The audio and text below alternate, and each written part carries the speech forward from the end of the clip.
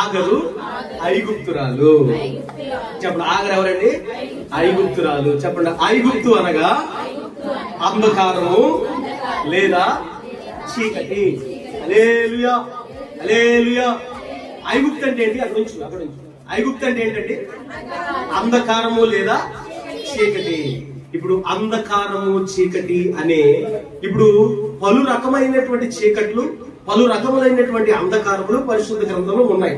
వాటన్నిటిని వివరించుటకు ఇప్పుడు అనుకూలత లేదు, కానీ వాటి పేర్లు మాత్రం నేను మీకు చెప్తాను. కొన్ని అంధకారాలు ఉన్నాయి, మీరు రాసుకునే విలేకరులు ఎవరైనా రాసుకోండి, లేదంటే నేను చెప్తున్నప్పుడు చక్కగా హృదయం అనే పలక మీద రాసుకునే వాళ్ళు కూడా రాసుకోండి, తర్వాత మర్చిపోండి. అదిగా మీరు చేసేది. చెప్పండి, ఐగుప్తురాలు. ఆగరు ఎవరండి? అంటే చీకటి. ఏంటండి? అంటే చీకటి లేదా అంధకారం. చూద్దాం కొన్ని మాటలు. ఎఫెసీ 5:8 త్వరగా. ఎఫెసీ 5:8 పూర్వమందు మీరు చీకటి అయ్యుంటిరి, ఇప్పుడైతే ప్రభునందు మీరు వెలుగై ఉన్నారు. దేవునికి స్తోత్రం కలిగిన గాక. హల్లెలూయా. పూర్వం ఎంతమంది చీకటిగా ఉన్నారండి? నేను మామూలు చీకటి కాదు, గాఢాంధకారం. నేను మామూలు చీకటి కాదు, ధైర్యంగా చెప్తాను, గాఢాంధకారం. నాతో ఉన్నవాడు కూడా చీకట్లో కలిపేసి అంత చీకటి. ఇప్పుడు నాతో ఉన్నవాడు వెలిగించబడతాడు. హల్లెలూయా. ధైర్యంగా చెప్పగలను నేను. నువ్వు నాతో సహవాసం చేయి, వెలిగించబడతాడు.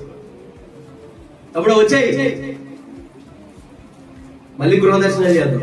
ఎవరికి స్తోత్రం కలిగిన. హల్లెలూయా.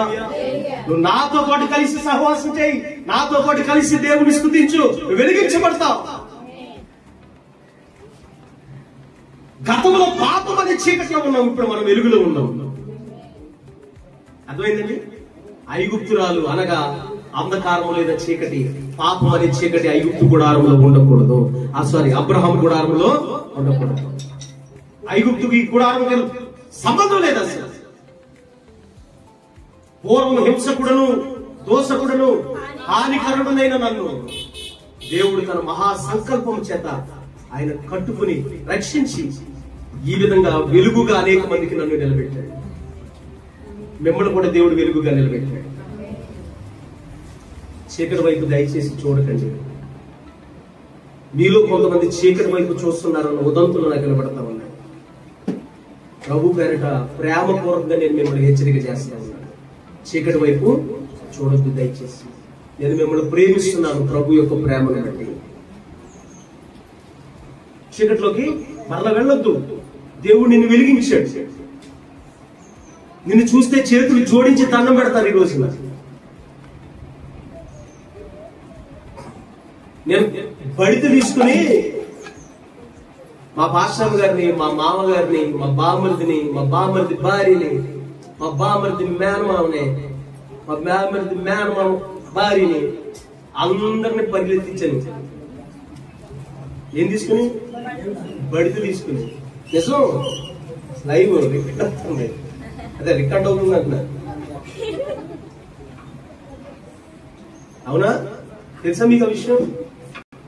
ఈ రోజు నేను మా అత్తగారు ఊరెళ్ళాను అనుకో, మా ఇంటికి రా అయ్యా, మా ఇంటికి రా అయ్యా, వందనాలు వందనాలు అయ్యా, వందనాలు అయ్యా, వందనాలు. కూర్చో, వస్తా మధ్యలో. దేవునికి స్తోత్రం కలిగింది. హల్లెలూయా. ఏమో అర్థమైందా తల్లి? అర్థమైందా? ఏం చేసేవాడిని? బడి తెచ్చుకుని పరిగెత్తించాను.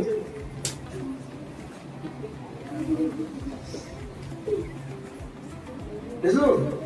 ఈరోజు ఆ ఊరెళ్ళాను అనుకో, అందరు చేతులు జోడించి వందనాలు, మా కోసం ప్రార్థన చేయండి, గట్టిగా చప్పట్లు కూడా దేవుడు నామమున. మళ్ళీ ఆ చీకట్లోకి వెళ్ళొచ్చా?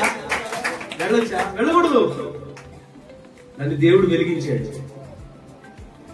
అంచేత మనం మరలా చీకటిలోకి వెళ్ళకూడదు. చీకటి అనేటటువంటి ఆ పాపం నుండి గుడారమును విడుదల చేయాలి.